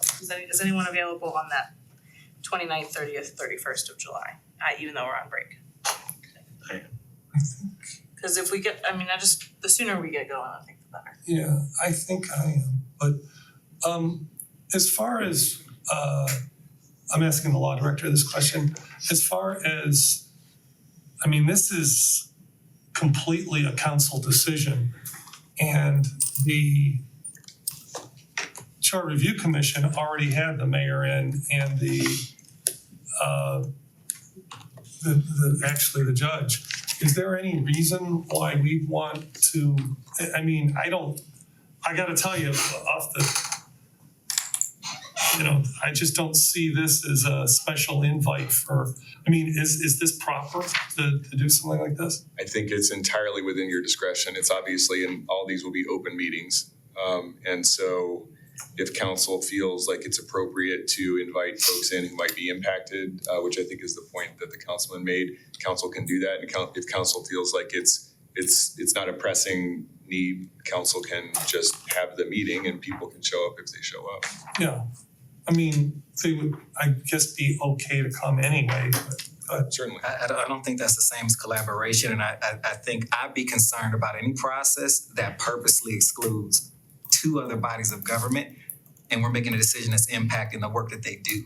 I think that this public as a whole sees us as one body, and that's both the administration and council, and I think to exclude the judge or the mayor from that process where you're having a discussion and then putting something on a ballot, I think is a slap in the face. I don't think it speaks to leadership or collaboration. And I think just because you don't have to do something doesn't mean that you shouldn't. So in my opinion, and if that's the case, the way that this council's body is going, I'm gonna be very, very vocal about the fact that no business or organization would change a process without making sure at the time that those decisions are being confirmed that the other stakeholders that are affected by that are at the table. It's unprofessional, and it shows a lack of collaboration and trust and partnership between the other branches of government. I don't think that just because a council is making those decisions that it should make them in a silo, and I don't think the residents expect us to. And I think that there are things that will come out in those work sessions that I think will be helpful that maybe we don't know. For instance, we heard that they absolutely interviewed Judge Costello, but they didn't ask him what he felt about that. So just because you invited, Well, I'm sorry, someone said that they asked him questions or spoke to him about those changes when he Came was to in. us with recommended change on the mayor's report and we accepted his recommendation. Well, that's my point exactly. So then we haven't had a conversation with him. And so I think bringing them to the table, I think, is appropriate. And I think that the public is going to wonder why we would have decided to put something on a ballot that impacts two other forms of government and didn't give them an opportunity to be a part of the work session with council, because the commission isn't council. I think getting the leadership of the city together and seeing those possible impacts across the table, I think makes a lot of sense at the beginning, and it avoids a lot of possible tension later on by not bringing those voices to the table. Yeah, I mean, the way you're characterizing it though is the way an organization would do it. I don't agree with that characterization. When you wouldn't say that about amendments that are made by Congress or 100% they bring in people for hearings to ask how that's No, they gonna- do hearings, but I'm saying when they're debating amendments, and it's been a while since we've had a constitutional amendment, that's completely a legislative So are you creating? the executive isn't involved, and I don't believe The local government, the the federal government processes? I guess let's not talk over each other. The governor, I don't believe, and engages in any of that with the legislature either in that. I think that I don't know. If you don't think the Charter Review Commission interviews were good enough, I mean. That's not what I'm saying. I'm saying we're at the point where we're making decisions. You bring people back to the table, and we have not had a conversation with the administration or the judge about this. I don't care who else spoke to them. We did not. And as leaders of this city, there should be an expectation that we can go to our residents and say that this administration, this body, and this council got together and had a conversation. There is no good reason not to do that. There are only bad reasons not to do that. And organizationally, this is an organization. It is a government organization. Yeah. So organizationally, you do approach it this way. There isn't a process that you would change, especially in a city this large with such large impact, where you would purposely silo out those decision-making processes. That goes back to the issues that we've had over the last 2 years with this council, going back and forth about powers. Just because you can do something doesn't mean it's the prudent way to do something. And this way, make sure that we keep all discussions in the light. Otherwise, how are you going to explain to the residents why you would make a decision that impacts the mayor they elected in administration, but didn't bring them to the table? Like, what would you say to residents that, because the commission isn't us. So just because they did doesn't mean that we don't have a responsibility to do that. We appointed them to do work that Absolutely. we wouldn't do. I'm not disagreeing with the bigger picture. Hold on. You guys should Hey, guys. not be carrying on. Yeah, we can't do that. Sorry. Sorry. There's separation of. asking what happened last charter, that's all. So there's separation of powers and there's checks and balances, and they're really two different things. And there are some things that, the administration does by itself, and there are things that the council does by itself, and it is purposeful, and it's in the charter. This is not in the charter, was whether or not we have that discussion, and I certainly accept that as a possibility. Okay, just let me say something real quick. Sure. Nobody jump down my throat, because I want to say something quickly thereafter. I mean, this is the council's decision. This is not the mayor's decision. This has nothing to do with the mayor, the mayor that's sitting in the seat today. This is long-term council's work. Right. They've got people's opinion already, including the mayor's. We haven't even amongst ourselves figured out what we think is best as a council. And I think that is the first step.